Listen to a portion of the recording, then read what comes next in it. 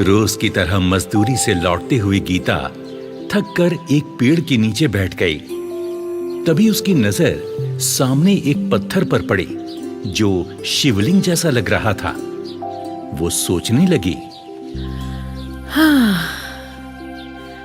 अरे ये तो शिवलिंग लग रहा है, पर लगता है यहाँ सेवा करने वाला कोई नहीं है। अरे ये तो भोलेनाथ का रूप है, मैं इनकी सेवा करूंगी। भोलेनाथ बहुत जल्दी प्रसन्न हो जाते हैं। कल से रोज सुबह काम पर जाने से पहले इनकी पूजा करूंगी। अगर भोलेनाथ प्रसन्न हो गए तो मेरा भी जीवन बदल जाएगा। ये सोचकर गीता उठी, शिवलिंग के पास पहुंची, उसके आगे मत्था टेका और अपने घर चली गई। अगली सुबह नहा धोकर गीता घर से निकली और जैसा कि उसने सोचा था, शिवलिंग के पास गई, उस पर जल चढ़ाया, फूल चढ़ाए, प्रार्थना की, मत्था टेका और काम पर चल दी। गांव शकरपुर की रहने वाली गीता एक अनाथ लड़की थी। गरीब थी, इसलिए मेहनत मजदूरी के सिवा कोई रास्ता नहीं था।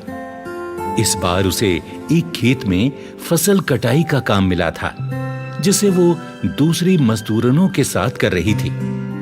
काम करते करते उसकी बात अपनी सहेली मीना से हुई। गीता, कुछ सोचा है तूने?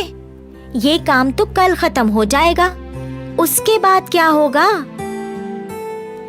भोलेनाथ सब अच्छा ही करेंगे मीना, कोई ना कोई रास्ता निकल ही आएगा। मैंने सुना है कि यहाँ के जमींदार साहब अपनी हवेली का काम करवा रहे हैं। उन्हें भी मजदूरों की जरूरत है। मैं तो परसों वहाँ जाकर बात करूंगी, तू भी आ जाना। ठीक है, तू जा रही है तो मैं भी चली जाऊंगी। ये कहकर गीता और मीना अपने अपने काम में लग गईं। 2 दिन बाद सुबह सुबह काम की तलाश में निकलने से पहले रोज की तरह गीता ने शिवलिंग पर जल चढ़ाया, पूजा की और प्रार्थना की। भोलेनाथ, आज मैं एक नए काम के लिए जमींदार के यहाँ जा रही हूँ।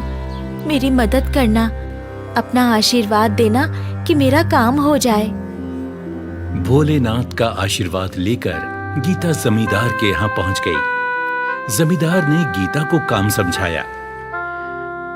देखो भाई, हमारा बड़ा घर बन रहा है, यहाँ कुछ मजदूरों की जरूरत है, घर बनाने के काम में भी और कटी हुई फसल को संभालने के काम के लिए भी। तुम्हें 2 वक्त के खाने के साथ रोज के 100 रुपए मिलेंगे, पर हाँ, काम ईमानदारी से करना होगा। जी सरकार, मैं पूरी ईमानदारी और पूरी मेहनत से काम करूंगी। जमींदार ने गीता को काम पर रख लिया। गीता अपनी सहेली मीना और दूसरे मजदूरों के साथ मिलकर काम करने लगी। कभी ईंटें उठाना, कभी गारा मिट्टी मिलाना, कभी गोदाम में जाकर फसलों को ठीक से रखना। कई दिनों तक ऐसे ही काम चलता रहा। गीता खुश थी कि खाने को तो मिल ही रहा है, जब काम खत्म होगा तो इकट्ठे पैसे मिल जाएंगे और वो उसके काम आएंगे। वो भोलेनाथ से भी अपनी खुशी को बताती है। भोलेनाथ, आपकी कृपा से अच्छा काम मिल गया है, मेरे अच्छे पैसे बन जाएंगे। मैंने तो सब तय कर लिया है। जो पैसे मिलेंगे उनमें पहले तो घर की छत बनवाऊंगी, बाकी पैसे संभाल कर रखूंगी। अगर आगे चलकर कोई काम ना मिला तो अपना ही कुछ काम कर लूंगी। मेरी माँ भी सब्जियां बेचा करती थी, मैं भी वही कर लूंगी। बस ऐसे ही अपनी कृपा बनाए रखना भोलेनाथ। जय भोलेनाथ। ये कहकर गीता ने शिवलिंग के आगे मत्था टेका और काम पर चल दी। आखिर एक दिन काम खत्म हो ही गया। उस दिन गीता बहुत खुश थी। मीना, पूरे 40 दिन हो गए हैं। 100 रुपए दिहाड़ी के हिसाब से तो पूरे 4000 बन गए। हाँ गीता, जब पैसे मिल जाएं तो उन्हें संभाल कर रखना, मुसीबत के समय काम आएंगे। काम खत्म होने पर जब गीता और मीना जमींदार के पास पैसे मांगने पहुंची तो जमींदार गुस्से से भरकर बोला, क्या पैसे? कैसे पैसे? मजदूरी के पैसे सरकार। आपने कहा था कि जितने दिन मजदूरी होगी उतने दिन खाना मिलेगा और साथ में 100 रुपए रोज के हिसाब से मजदूरी मिलेगी। अरे क्या बकवास करती हो? मैंने ऐसा कब कहा है? अरे मैंने कहा था मजदूरी का काम है, तुम दिन भर मजदूरी करोगी और बदले में तुम्हें 2 वक्त का खाना मिलेगा। तुमने मजदूरी की, मैंने खाना दिया, हिसाब बराबर। अब चलो निकलो यहाँ से। अगली बार कोई काम होगा तो आदमी भेजकर बुला लूंगा। नहीं सरकार, आपने कहा था कि 2 वक्त का खाना मिलेगा और 100 रुपए रोज के हिसाब से मजदूरी। चाहे तो मीना से भी पूछ लीजिए सरकार। अरे मुझे क्या दूध पीता बच्चा समझा है? साथ में इसे भी सिखा पढ़ा कर ले आई। अरे मैं क्या तुम जैसी औरतों की चालाकी नहीं समझता? पहले पेट भर कर खाना खा लिया, अब चालाकी से मुझसे पैसे ऐंठना चाहती हो। चलो निकलो यहाँ से, कहीं ऐसा ना हो जाए कि मुझे गुस्सा आ जाए और मैं कुछ कर बैठूं। आओ यहाँ से। गीता और मीना को समझ आ गया था कि यह इंसान अब पैसे नहीं देने वाला, यहां से चलने में ही भलाई है। गीता और मीना आंखों में आंसू लिए अपने अपने घर चली गईं। गीता अपने घर चरपाई पर लेटे लेटे अपनी टूटी छत की ओर देख रही थी। उसकी आंखों में आंसू थे। वो अपने आप से कहने लगी, थोड़े दिनों में बारिश शुरू हो जाएगी। मैंने सोचा था मजदूरी के पैसे मिलेंगे तो छत की मरम्मत करवा लूंगी, पर जमींदार ने तो पैसे देने से ही मना कर दिया। अब मैं क्या करूंगी? इसी तरह आंखों में आंसू लिए गीता अपने आने वाले कल के बारे में सोच रही थी। तभी उसे अपनी मां की कही बात याद आई। बेटा, जिसका कोई नहीं होता उसका ईश्वर होता है। जब समस्या का कोई हल ना निकले तो ईश्वर से प्रार्थना करो, वो हर समस्या सुलझाता है। माँ ठीक कहती थी, मुझे भोलेनाथ से अपनी समस्या बतानी चाहिए, वो ही कोई रास्ता निकालेंगे।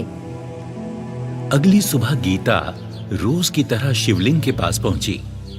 जल चढ़ाया, बेल पत्ते और फूल चढ़ाए और आंखों में आंसू लिए प्रार्थना करने लगी। भोलेनाथ, मेरे साथ अन्याय हुआ है। मेरी 40 दिन की मजदूरी जमींदार ने मार ली है। मुझे मेरी मजदूरी दिलवा दो भोलेनाथ। रोते रोते गीता ने अपना सिर भोलेनाथ के आगे टिका दिया। तभी गीता के कानों में आवाज पड़ी, उठो पुत्री। भोलेनाथ, आप? हाँ पुत्री, मैंने तुम्हारी प्रार्थना सुन ली है। तुम चिंता मत करो, मेहनत की कमाई कभी कहीं नहीं जाती। तुम्हारी 40 दिन की भक्ति भी पूरी हुई है और 40 दिन की मजदूरी भी। तुम आराम से घर जाओ, तुम्हारी हक की कमाई खुद तुम्हारे घर चल कर आएगी। गीता ने अपने आंसू पोंछे और चेहरे पर मुस्कान लिए घर वापस आ गई। उधर जमींदार अपनी तिजोरी में नोट गिन गिन कर रखे जा रहा था।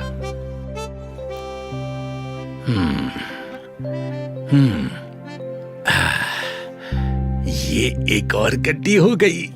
अच्छा हुआ कि सारी फसल अच्छे दामों पर बाजार में बिक गई। गोदाम में पड़ी रहती तो देखभाल पर भी खर्चा होता और कुछ खराब भी हो जाती। किस्मत साथ दे तो ऐसे ही धन बरसता है। बढ़िया, ये गई अंदर।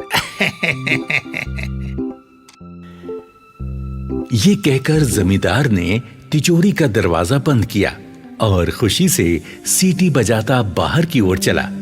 तभी उसकी बेटी सुवेला अंदर आई। पिताजी, पिताजी, पिताजी, मुझे कुछ पैसे चाहिए। बहुत दिन हो गए, मैंने अपने लिए कुछ नए कपड़े नहीं खरीदे और मुझे कान के बुंदे भी लेने हैं। मुझे कुछ पैसे दीजिए ना। हाँ, क्यों नहीं, क्यों नहीं। अपनी बेटी के लिए पैसों की क्या कमी है, अभी देता हूँ, रुक जाओ। जमींदार ने अपनी कमर में खूंसी हुई चाबी निकाली और तिजोरी खोली और एक गड्डी उठाई। ये क्या? ये तो कोरे कागज के टुकड़ों की गड्डी लगती है। ये क्या हो गया? ये कैसे हो सकता है? जल्दी से उसने वो गड्डी फेंकी और दूसरी गड्डियां देखने लगा, पर सारी गड्डियां वैसी ही थी। एक एक कर उसने सारी गड्डियां फेंक दी। कमरे में चारों ओर सफेद कागज के टुकड़े फैल गए।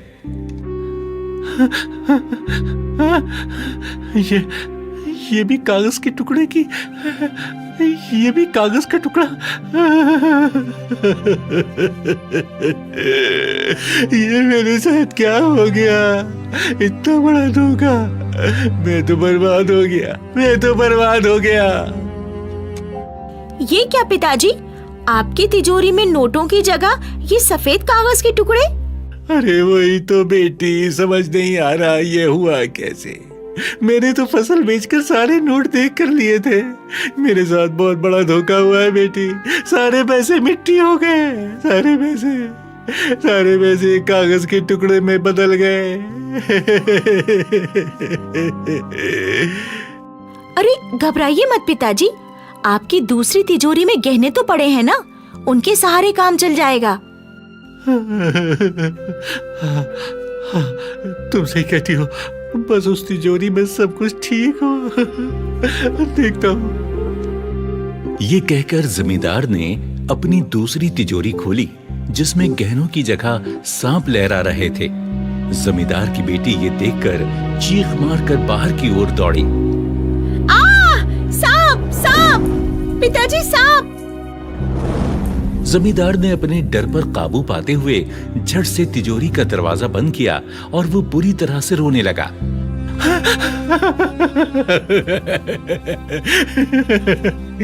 सांप! मेरा सारा सोना, सारे जेवर कहाँ गए? ये सांप कैसे बन गए? ये क्या हो गया? मैं तो कहीं का ना रहा। ये क्या हो गया?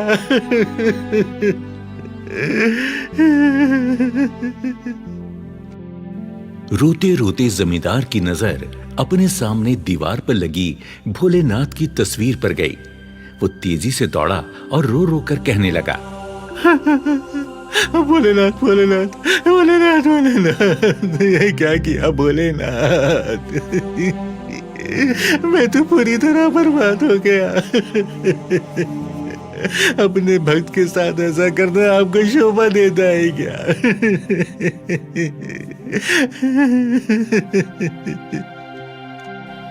तभी वहां तेज प्रकाश हुआ। जमींदार ने देखा कि साक्षात भोलेनाथ सामने खड़े हैं।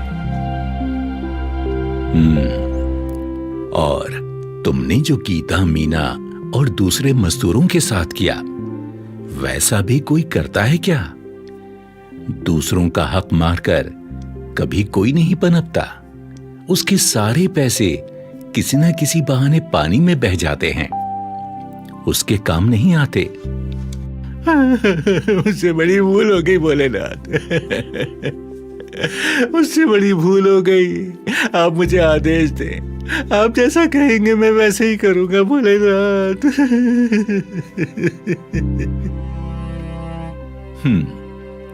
तो ठीक है, सारे मजदूरों को उनका हक दो। जितने पैसों का वादा किया था उन्हें वो सब दो, और गांव में एक लंगर की भी व्यवस्था करो। कभी किसी मजदूर के पास खाने को पैसे ना हो तो वो वहां खा ही लेगा। ऐसा ही होगा भोलेनाथ, ऐसा ही होगा भोलेनाथ। तो जाओ, देखो तुम्हारा धन पहले जैसा हो गया है। ये सुनते ही जमींदार ने कागज के टुकड़ों की ओर देखा जो फिर से नोट बन चुके थे। उसने जल्दी से सबको तिजोरी में रखा। दूसरी तिजोरी खोलकर देखा तो उसमें पहले की तरह जेवर भरे हुए थे।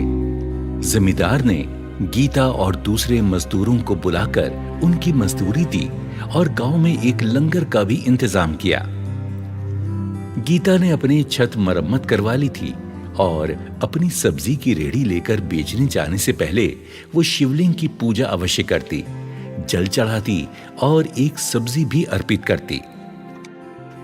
हे भोलेनाथ, मेरी अच्छी कमाई करवाना और आशीर्वाद देना कि मेरी कमाई में बरकत भी हो। और फिर सब्जी बेचने चल देती। सब्जी ले लो, सब्जी, ताजा हरी हरी सब्जी।